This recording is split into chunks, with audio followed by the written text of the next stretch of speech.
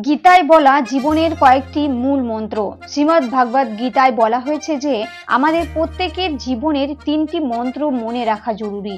এই 3টি মন্ত্র হলো, খুব আনন্দের সময় কাউকে কোনো প্রতিশ্রুতি দিও না, খুব রেগে গিয়ে কাউকে কোনো উত্তর দিও না, এবং খুব দুঃখের সময় কোনো সিদ্ধান্ত নিও না।